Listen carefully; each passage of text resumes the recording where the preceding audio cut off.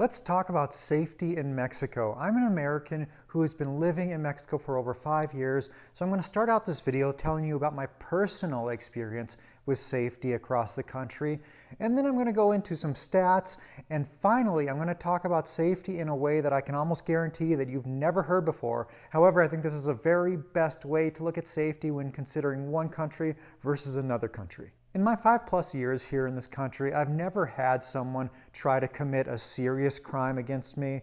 Like, I've never been the victim of an attempted kidnapping or extortion or carjacking or anything like that. I've never been the victim of a home invasion or even petty theft. However, I've met hundreds of other foreigners who are living here in Mexico over the years, and some of them have been the victim of a home invasion, and one of them was the victim of an attempted carjacking. Although I've never been the victim of a robbery or a serious crime, I have dealt with my fair share of dishonest people, like someone trying to screw me over or someone who isn't willing to fulfill their part of the contract. Things like that have happened pretty frequently. A question I get a lot is, have you had run-ins with the cartel? And no, although I'm sure I've met some cartel members, I didn't know unless they were trying to sell me drugs. If they were trying to sell me drugs, then yeah, they were probably a cartel member, because if you're trying to sell drugs and you're not part of a cartel, I imagine you're not going to have a very long life expectancy. But other than that, I've never had any cartel encounter whatsoever. Another thing I consider very important for my personal safety is, do I have access to quality, affordable health care and affordable emergency care? And in my experience, my emergency care and my health care has been very good. And when I was living in the US, whenever there was something wrong with me, I was afraid to go to the doctor, because I knew that if I went to the hospital, I'd be receiving a bill of at least $1,000 just for walking through the doors. And that's even like with having insurance, right? So that a lot of times kept me from going to the doctor, or made it so I had to be like in really bad shape before I would even consider going. However, here, if I need to go to the doctor, maybe I have a bill of $100 or a couple $100 if I have to go to the emergency room. Maybe if it's something serious, you're approaching $500. So comparing the quality of healthcare here to the US, I think it's pretty similar, because I'm using the private healthcare system here. There's also a public healthcare system here that anybody can access for free, but you have to pay for the private healthcare system. And generally, going to a private doctor, a private hospital, you're going to get a higher level quality of care. However, you have to pay for that, and you generally have to pay up front. Before moving to Mexico, I was living in the US my whole life, and I lived in the US for 29 years without ever being the victim of a robbery or attempted robbery or something like that. However, on my 30th year there, I was. Somebody tried to rob me in Phoenix, Arizona. And that actually happened just a few months before leaving to Mexico. And I went to Barcelona for a week one time, and in that 1 week, I was the victim of an attempted robbery 2 times, twice in 1 week. So in the US, once in 30 years, Barcelona, twice in 1 week, in Mexico, 0 times in almost 6 years. And then overall, how do I feel about safety in my everyday life? Do I feel safe driving? Do I feel safe walking around? Do I feel safe out at night? And in general, I think that I feel pretty safe. However, with that said, we live in one of the safest cities in the country, and also I try to take reasonable precautions that I would take in any big city. So with taking reasonable precautions, yes, I feel safe in most places around Mexico. But with that said, when talking about safety, I don't really like this "did I feel safe" kind of thing, because let's say I go to one of the most dangerous places in the world for a week, and nothing ever happens to me. I'm walking around day and night. I never experience anything, and people seem nice. And then I go back home and I'm like, oh yeah, I felt very safe there, when it's actually one of the most dangerous places in the world. That kind of thing happens a lot. However, 1 week is not enough time to really experience it and really learn about things and learn about the real dangers. So Let's talk about some actual stats now. Let's generalize a little bit and talk about the intentional homicide rate in the entire country of Mexico versus the entire country of the United States. Yes, I'm fully aware that there are some very dangerous parts of Mexico and very dangerous parts of the US, and there's also very safe places in both countries, but let's just talk about the numbers as a whole. So the United States is by no means the safest place in the world. Like, there's still a lot of dangers there, and there's still a lot of murders that happen. And in 2022, the intentional homicide rate was about 7 people per 100,000 population. Whereas in Mexico in 2022, it was 4 times that. It was 28 per 100,000. So when just looking at that one stat, it appears that Mexico is about 4 times more dangerous. But there's nuances there. So, for example, one of those nuances is there's a lot of cartel-on-cartel violence, and every one of those counts as a murder. However, most of those happen between cartels. So if you just take out that one part of the statistic, it drops that 28 number by quite a lot.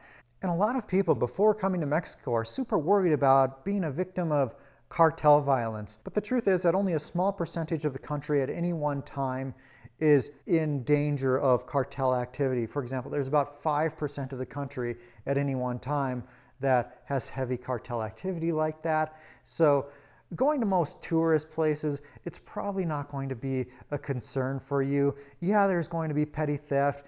Yeah, cartels will probably have some kind of presence there, like in the sense of selling drugs or things like that. However, for the average tourist going and doing your tourist things, well, it's probably not something you're ever going to have to worry about. Practically every video on Mexico safety that I've ever seen is somebody talking about how they feel in Mexico, whether they feel safe, and sometimes they get into some stats. However, I don't think how I feel, whether I feel safe, is very important when it comes to actual safety levels. And the reason for this is it doesn't answer a whole bunch of other questions. Am I safe from food? Am I safe from toxins? Am I safe from pollution? Am I safe while driving? Do I have access to affordable quality emergency medical care? Things like this. There's a lot of other things that go into safety, and something that encompasses everything is the average life expectancy, because it encompasses everything, all the dangers, and everything in society. When looking at the average life expectancy around the world, the very best predictor of how long people will live is how wealthy that country is. The wealthier the country, the longer the average life expectancy. And this doesn't just apply to one country versus another, it also applies within a country. For example, the wealthiest 1% of men in the United States are expected to live 87 years old, whereas the poorest 1% of men are expected to live 15 years less. So there's a drastic difference between the wealthiest in society and the poorest in society. And that's something that you find in every other country as well, because the wealthier people are going to have access to the best doctors. They're probably going to be more highly educated. They're probably going to better understand the importance of eating healthy and exercising, and have access to a quality gym, maybe access to a trainer. Things like that is, of course, going to help you live longer. And then at the same time, the poorest in society are going to be less well educated. Maybe they don't understand how important it is to eat healthy, or what it even means to eat healthy, what foods are healthy and what foods are not. They're going to have less of that knowledge. And in addition to that, the poorer people tend to resort to crime more often. And if you go try to rob somebody, there's a chance that something happens to you, that maybe you get killed in that attempted robbery. So things like that are going to lower the average life expectancy. Now let's talk about the USA life expectancy versus Mexico. So in the USA, you have an average life expectancy of about 79 years. This is in one of the wealthiest countries in the whole world, with modern infrastructure, new fancy hospitals, with very highly trained doctors. Now in the US, I know we have a lot of bad habits. There's a lot of people who are eating fast food, who are eating lots of sugar, who don't exercise well. There's big problems with obesity there.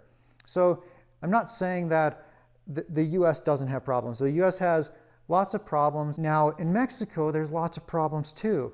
but Mexico isn't nearly as wealthy as a whole as the US is. And like, let's say you're watching some construction workers before they go to work in the morning. These guys will walk into a convenience store, and it's very typical to see them walk out with a 2 liter of Coke and like some sugary treat, and that will be their meal for the entire day a lot of times. That's how a lot of the less well-off people eat here. They consume a ton of sugar. And if you go out for, like, let's say tacos in Mexico, you'll see almost everybody in the entire restaurant with a Coca-Cola or some other soda sitting in front of them.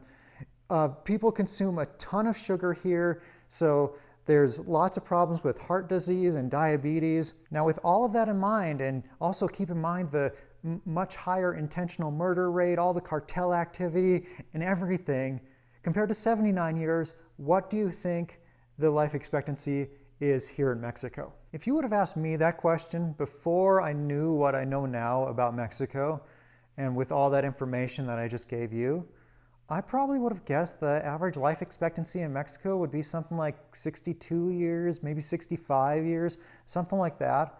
But the reality is it's 75 years old, so it's just a few years less than the life expectancy in the USA. But when thinking about that 75-year life expectancy, don't forget that most people here have to use the public healthcare system. Now, if you have an average salary in the US and you come to Mexico, you're going to be in the top 1% of earners here in Mexico, which allows you to easily afford the private healthcare. And remember that stat I gave you, that wealthiest 1% in the US versus the poorest 1%? There's a 15-year difference in life expectancy.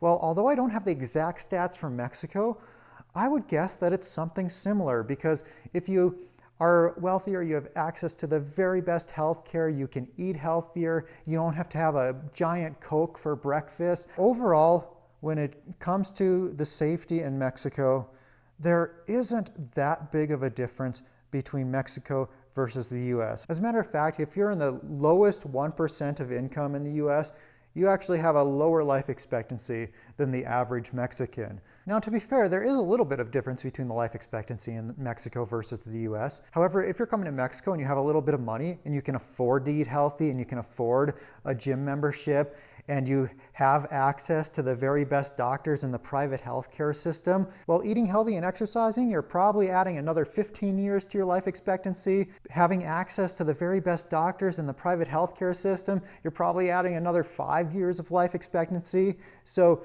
just by doing that, you're getting significantly above the average life expectancy in the US. If you found this video useful, do me a favor and click that like button so I know whether to make more like it or not. And also, please subscribe to the channel. You can do so for free with the click of a button.